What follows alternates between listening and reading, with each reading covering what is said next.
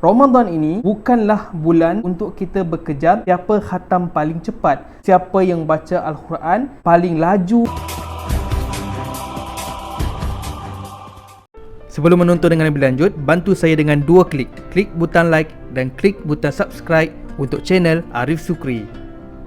Assalamualaikum warahmatullahi wabarakatuh. Terima kasih kepada hampa semua yang masih lagi dengan channel Arif Sukri dan sudi untuk menonton video yang seterusnya. Hari ini aku akan kongsikan 5 panduan utama menyambut Ramadan Al-Mubarak. Nombor 1 adalah jaga niat kita. Ramai orang yang bila Ramadan, ada orang cakap Ramadan adalah bulan untuk turunkan berat badan. Ramadan adalah bulan untuk terus berjimat cermat. Namun dalam banyak-banyak kebaikan ini, walaupun niat kita baik, harus yang menjadi keutamaan adalah niatkan segala amalan dan ibadah kita di bulan Ramadan mesti kerana Allah Subhanahu Wa Taala. Kerana Ramadan adalah bulan istimewa yang mana Allah Taala telah fardukan kefarduan puasa selama 30 hari. Jadi itulah yang akan menjadi tunjang keutamaan kita mesti kerana Allah Subhanahu Wa Taala. Yang kedua adalah banyakkan bertadarus dan tadabbur Al-Quran.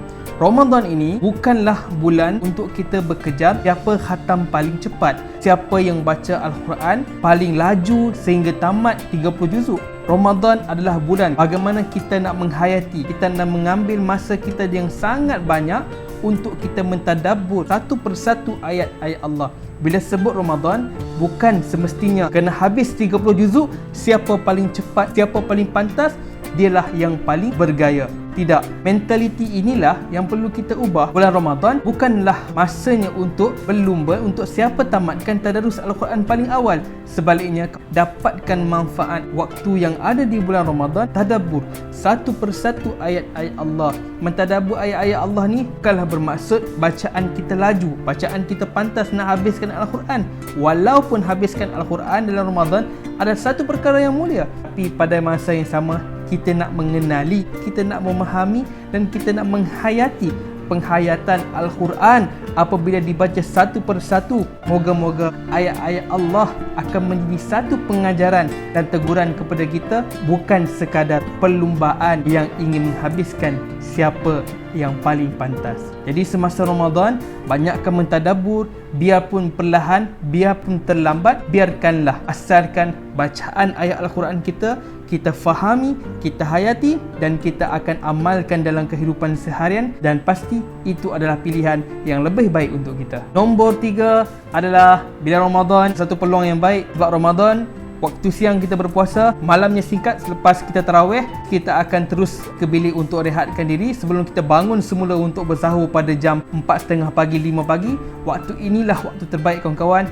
Jika siapa di kalangan kita yang masih susah nak bangun malam, yang agak susah untuk berqiyamul lail, maka pada Ramadan adalah permulaan yang terbaik untuk dia melakukan amal-amal kebaikan yang jarang dilakukan pada bulan-bulan sebelumnya. Biasa bulan lain susah sangat nak bangun qiyamul lail, tapi bila Ramadan kita terjaga daripada sahur, dengar isteri, ibu kita masak di dapur, maka ketika itulah bangun sekejap untuk kita menunaikan 2 rakaat solat, 4 rakaat solat atau 6 rakaat solat, terpulang kepada kemampuan diri masing-masing. Dan yang penting adalah kita nak hidupkan malam-malam Ramadan kita dengan amalan yang baik. Nombor 4, persiapan untuk menyambut Ramadan Al-Mubarak adalah bersederhana di dalam berbuka puasa. Kita tahu sekarang Allah Subhanahu Wa Taala masih lagi menguji kita dengan wabak, dengan virus yang masih lagi menyebabkan kita berada dalam perintah kawalan pergerakan ini.